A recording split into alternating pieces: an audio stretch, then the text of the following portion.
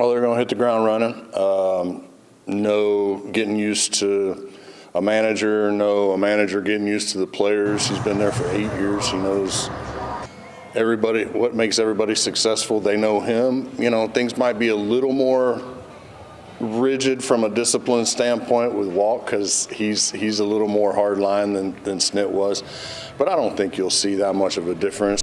All right, celebrate, Braves fans, because you have pitchers and catchers reporting down there in Florida next week. Braves Hall of Famer Chipper Jones doesn't anticipate a whole lot of change manager to manager, but you know what? There's a lot of new faces on this coaching staff that people need to get used to, and I'm not talking about Walt Weiss because, as Chipper mentioned, we know who this guy is. He's been a part of the Braves for a long time. But what do you have expectations for when it comes to the coaching staff and the team, home team? Get this team to the playoffs. And it is a good blend when you talk about having a guy who's been in the organization for 8 years, but being the guy a seat over, sometimes he's been watching and he had some things that might have been different and it wasn't his time to say so. Now it's his time to say so. If somebody is not doing the things behind the scenes he doesn't like, it's his time to say so. So obviously Alex Anthopoulos believes that this is a playoff team. They didn't go out and make major upgrades to the roster and go out and spend gobs of money. So they believe last year was a one-off, an incredibly awkward season where nobody could hit for multiple stretches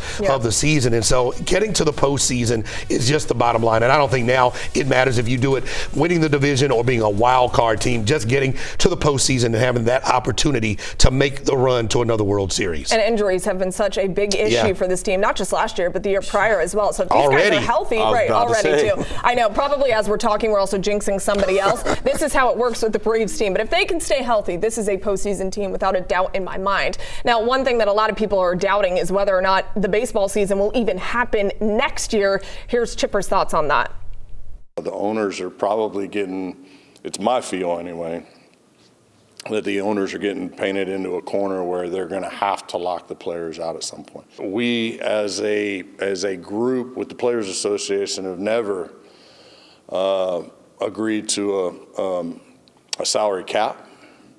I don't see it happening this time, so you could be looking at a pretty long holdout or lockout, if you will. Man, Caleb, a lot of people believe that this lockout is inevitable. And so what that means for those of you not following is baseball would not be played next season until obviously a deal could be reached.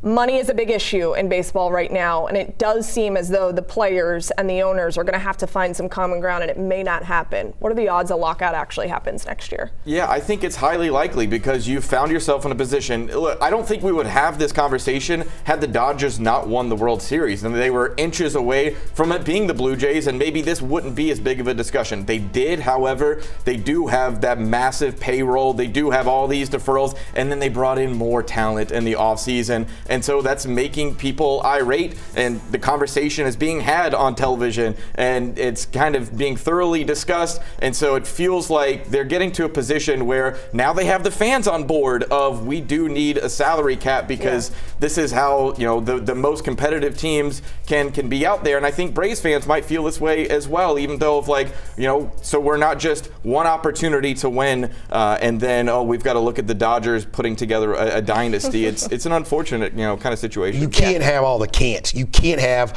one organization deferring billions of dollars of money and paying one guy $700 million, and then the Pirates not paying anybody or the Rockies not paying anybody. You can't have teams that have TV deals that are paying them millions of dollars, and then multiple teams that don't have TV deals that are lucrative. There's just too many can'ts, and unless something miraculous happens over the next few months, I think the reality is the owners are preparing to lock out the players, and we may have a delay at the very least of baseball next year. I'll tell you what, whenever you're the Dodgers and you're paying a player more than anybody on the payroll for the Miami Marlins total, that is a big issue, and baseball has to find some kind of common ground.